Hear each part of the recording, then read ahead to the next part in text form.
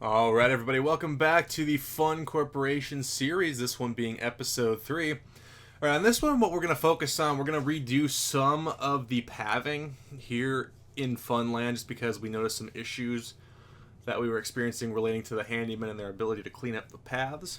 We're going to add a couple restrooms because that's one of the main comments I saw, or main thoughts, I guess, from the guests I saw on what they would like more of. I might go through and add some miscellaneous, like, merch and food stands throughout the park, like maybe... You see a lot of like Coke refresh stations at the Cedar Fair parks, or some just drink stations at Six Flags parks I've been to, and I think I might throw a couple of those in with how popular the cola stand at the front of the main lift or Skyride is at this park. So I might go around and just add some of that, and then the last thing I'm going to do, if we just go in here, we're just going to go ahead and you can hear me clicking. We're just going to go ahead and go through and do a little bit of this. And we'll go through and do a little bit of staff rezoning. There we go. And we'll get started from there on out. Mechanics I'm cool with. This guy we can get rid of too. But the important thing is we're going to rezone our staff. Hopefully save us some staffing and labor costs heading into the next season. I just now realized I'm on my cutaway screen there. My apologies for that. But it doesn't matter. You kind of got the gist. I just went through and let go of all the handymen I had for some rezoning. So stick around. We'll rezone some staff here at Funland and do a couple quality of life updates as we head into the 1971 season. And as we go through the time lapse, I think it would be kind of fun to go through maybe some coaster history in 1971 as well, because I'm big into coasters and that's kind of like my main focus when we go through this. So I might as well add something a little bit interesting into the mix as we go into this episode. So sit upright, hold on tight, and here we go into episode 3. Alright, so as we're going around here, we're going to start by just kind of zoning our handyman right up here at the front. One of the new options with the new updates in OpenRCT2 is you can name staff the same way you can with the guests. And I really like this. To me, it kind of adds another layer on top to the staff, and it kind of gives them a little bit of personality to me. Because just having them sit there and be named Handyman 1 doesn't really do it for me. So the first couple groups of staff we're going to drop in. I'm a little bit more particular with the amount of grass I want mowed, and I'm trying not to select the mountain centerpiece there in the middle. Because throughout the first season they would get stuck on top of the mountain when it was footpath, and they kind of had a pain trying to get back into it. But there's our couple of handymen that are going to be responsible for mowing grass, just to make sure the entrance plaza there looks nice for new guests that come in to the park. And then we're going to start zoning around our handymen at the two main buildings with souvenirs, and there's one food stand and the food stalls on the other side, and try to get those a little bit more organized and zoned. My original goal for this was to have around 50 handymen, but I ended up, I think, with around 60, a little over 60, I think. The precise number maybe 61. But and another thing I wanted to try to do was kind of deselect the queue lines a little bit. That's another issue I had for quite a while, was the complete disregard the handyman seems to take for the actual pathing issues, like litter and garbage and emptying trash cans. And they really like to spend a lot of their time inside the queue line. So I kind of decided to deselect those a little bit and try to limit their zones really as much as I could, because you give a handyman too big a zone in a park like this, they tend to focus and get kind of like sidetracked on one side, and they'll completely ignore the other.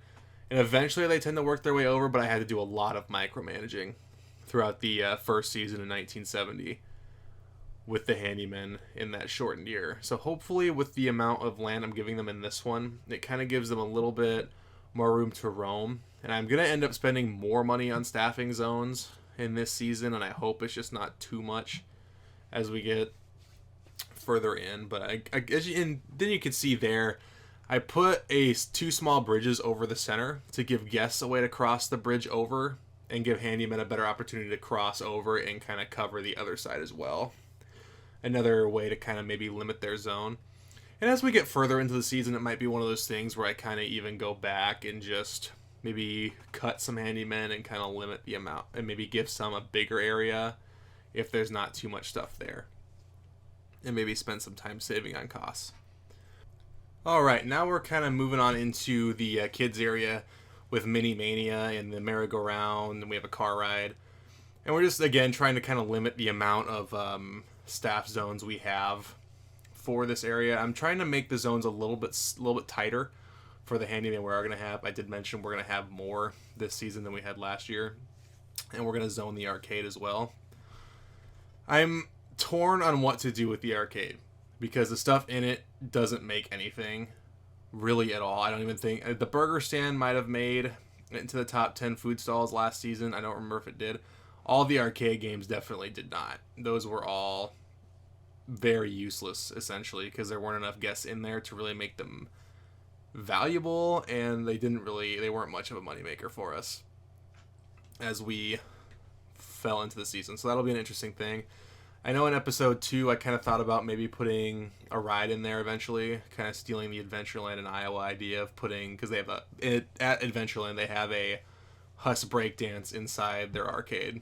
So that might be kind of an idea, just to maybe put a ride in there to try to draw some guests in and keep that area a little bit busier. And then now we're moving on into Minetown here. This area out in front of Carabel and where that food stand is was a little bit of an issue, but not as big an issue as the area with in front of Timberland Log Chute. That was a big problem area at the beginning of last year, where I had to add even a security guard in there to try to limit the amount of vandalism, because I'm trying to hold off on using QTVs until at least the 1990 season, just because it's not something that existed this early on in the amusement industry to keep guests distracted. But what I did do was kind of maybe try to keep the throughput up on some of the rides.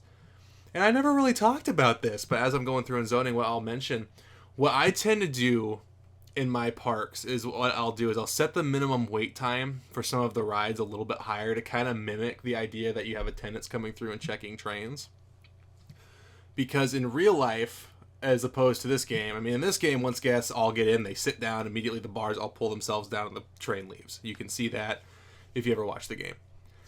Now, if you've ever been to a real-life amusement park, which I'm sure a lot of people watching this have, it takes time for attendants to get through and kind of walk down and check all the bars, so I tend to set the minimum waiting time to at least 30 seconds on a lot of my coasters. Flat rides, I tend to leave about the same, but on the coasters, I tend to bump the minimum waiting time up a little bit to make it seem more realistic. And now we're in downtown, or just outside the downtown section of the park.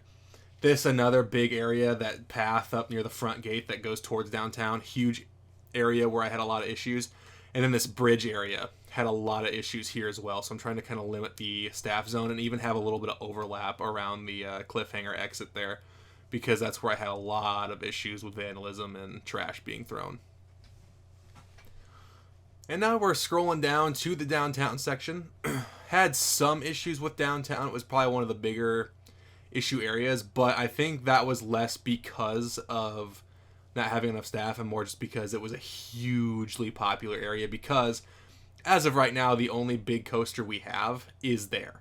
Cyclone is the big ride. It's the signature attraction of this park. So we're going to try to cover that one just a little bit more, just to kind of make sure we have this area covered. And then the downtown airway there as well. It brings a lot of guests into this area. And it's just like one of the most popular areas of the park. So we want to try to get as many handymen down here as we can as well. And then if you've noticed, I tend to put a handyman over some of the food zones I have, just so that area is covered as well when we go around. So now I'm just going through and highlighting any of the path issues we have remaining from the end of last season, trying to get those corrected, maybe fix any vandalism I might still have left over from last year before we get ready to open the park for the 1971 season. Because when you first open a park, you want to set a good impression for the guests coming in.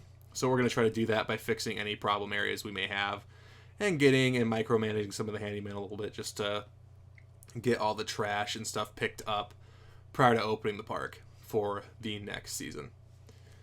So that kind of does it for zoning of handyman. What I'm going to do now is go through and set just a couple quality of life improvements. I'm going to put some restrooms in. I don't end up going through and adding any shops for this year, just because I want to keep the expenditures a little bit low because of the way Joyland is going to be opening this season. So trying to keep that capital expenditures limited just a little bit. So I'm putting a restroom at the end of the main midway because there's really not one in this area. There's one in the arcade, but this one just kind of fills this gap at the end of the midway. We'll put a restroom fairly close to the edge, just so when guests reach the end of the midway, there's a restroom there for them to use. And we'll go on into Minetown here as well, kind of just taking a look around, making sure we space these restrooms out a little bit. I look over in our kiddie land and I notice we don't really have one in that area, but we're just trying to kind of maneuver and find spaces for one. Another big problem area, I think, where guests were having troubles with the restrooms, closest restroom to this area is going to be in the downtown area itself. So that's quite a ways away, especially when you have a food stand right there that might provoke the need to use the restroom. So we're going to go ahead and drop one right here. And then what I also noticed is I don't really have a whole lot of like the land textures available, so I'm gonna eventually go in and just kind of select those, so we have a little bit more texturing options, because I really don't have many. In the default RCT2 or open RCT2 scenarios, you only have the 4. You have earth and you have the 2 wood structures, and then that's really about all you get. So I kind of went in and just selected a lot of the stuff from Roller Coaster Tycoon 1 because I really like the land settings you have. RCT2 tried to replace a lot of these land settings with scenery, but it just doesn't quite cover it the same way that the land texturing does in this one. So we're going to go over here in Minetown, kind of in this back of the park where it might be a little dead. We're going to put a restroom in here as well. And then one thing I noticed is I didn't put a information kiosk in this theme section of the park. And as we go into development in future seasons, I want to try to put an information kiosk in each of the zoned areas, just because, one, you want your guests to be able to find anything. And when we went to Cedar Point this year, in Frontier Town, they do have a little stand or a little information kiosk that's just called their guest services area of that area of the park. So if anything's lost there, during the day it can be brought there and you can go ask them if you have any questions while you're in the area. Instead of having to walk all the way back to the front of the park, there's just a nice little stand in this one section for that. And I did that with Downtown, but I hadn't done that for Minetown yet. And then I'm going to make this one a little less detailed just because I actually tend to like the way the buildings in this game look.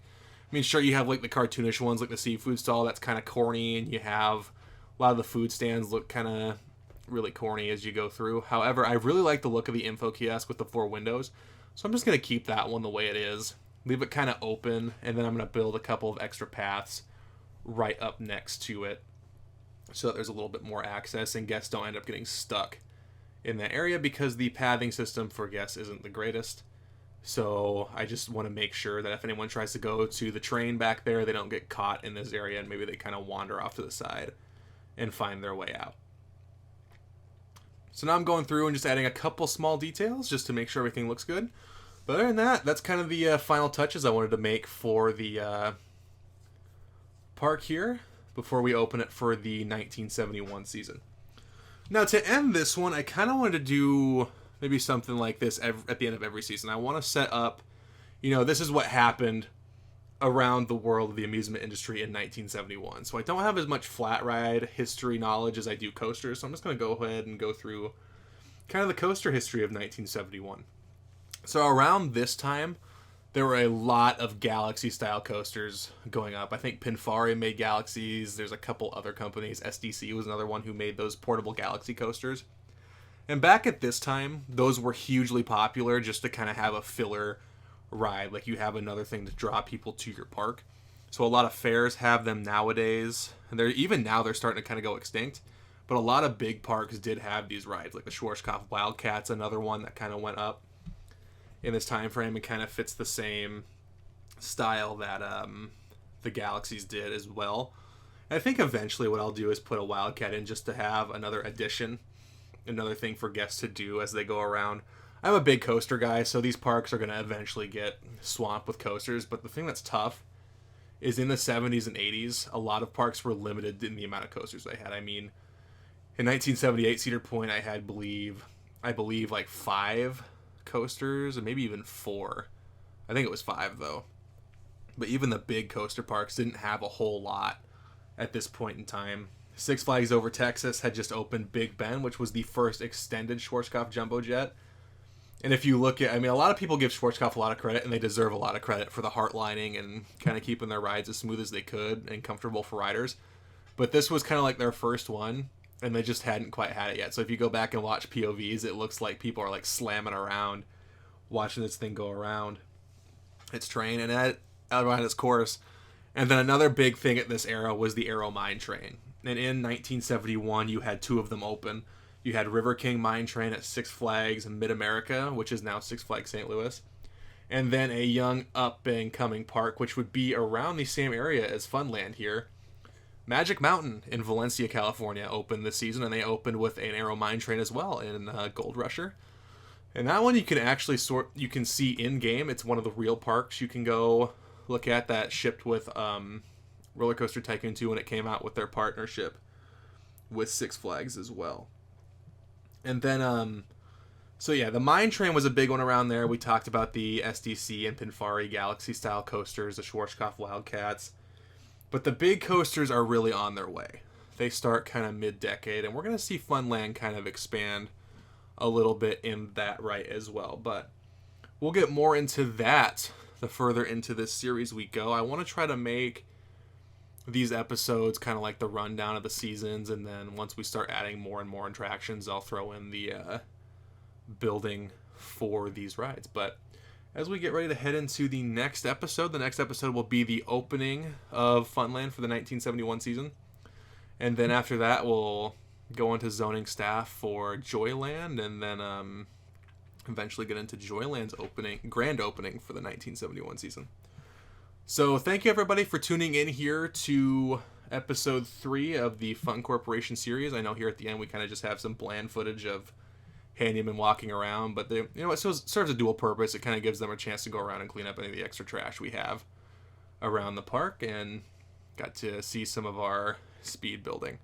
So as I said in episode 2, if you have any questions or comments that you want me to answer, maybe you're curious, I've mentioned a couple parks I've been to, maybe you're interested in some of the rides I've been on and where I kind of rank them. Maybe you just kind of are interested in how I view RCT and what coaster types I tend to prefer in this game.